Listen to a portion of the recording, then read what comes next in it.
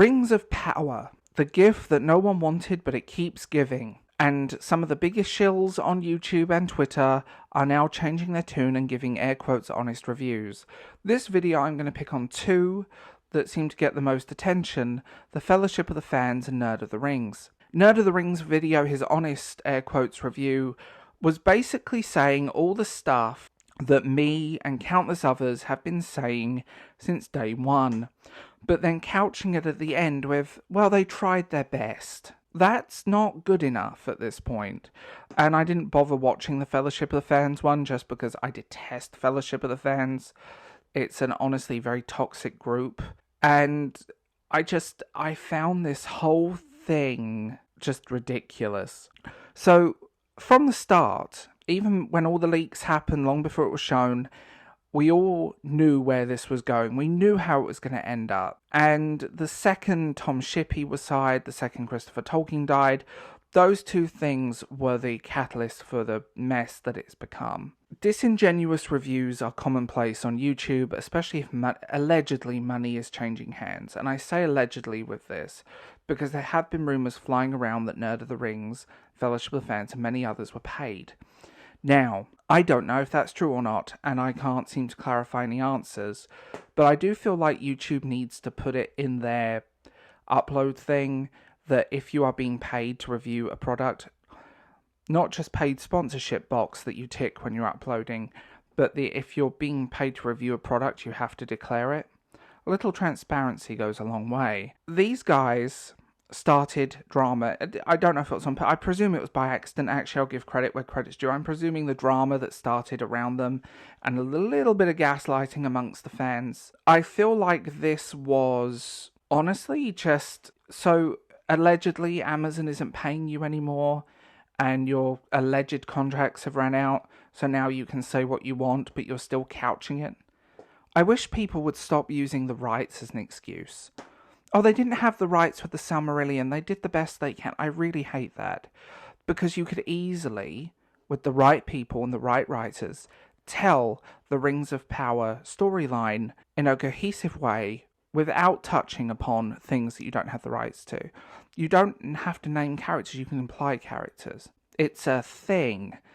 And now with like season 2 being the shit show that it's going to become, and showrunners that care more about their own personal politics and the message than actually any of the work, they sent out a tweet. And it just seems really strange to put this tweet out when some of the biggest channels on the YouTubes and internet post their air quotes honest reviews. The past is dead. We either move forward or die with it. The Rings of Power. Seriously? Seriously. That can't be a coincidence. Also, that line is not lifted from anything Tolkien wrote, by the way. But that can't be a coincidence, can it, at this point? Like, the policing, the gaslighting, the egos involved, the shills on the internet doing not safe for work Galadriel and Sauron art. You know, nothing beats the cock ring of power. There is some really unfortunate placement going on with some fan art right now that's hilarious. This all feels so disingenuous and so artificial that I do wonder what they are thinking in these moments, because this doesn't feel natural. This feels like NDAs, checks are bouncing, and so on. Oh, we can be honest now.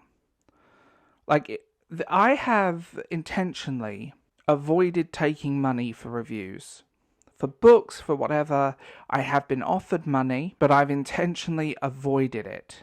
And just because, even if I'm giving a positive or negative review, if money crosses hands, it doesn't make you look very good. And I think it devalues your opinion with your audience. And I feel like Nerd of the Rings, Fellowship of Fans, to name but two, the two that I'm picking on in this video, and many others, it just feels so artificial, so weird timing, and the fact that this show is the bastardization of iconic classic work. They just wanted the IP to sell it. It already had a fan base and they thought they could win them over.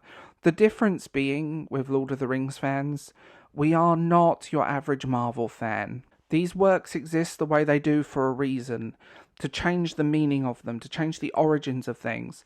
And by the way, and I point this out before everyone comes at me, they didn't even use what they had the rights to, like the origins of Mount Doom they changed. Mordor, Mount Doom, all of this stuff. Like, they have messed up this production to the point that it's irredeemable. And it's sad to see this, but the sort of known gaslighting of fans, the attack on Tolkien purists are problematic. Even misquoting Tolkien, like, Tolkien never wrote a mythology of Anglo-Saxon Britain.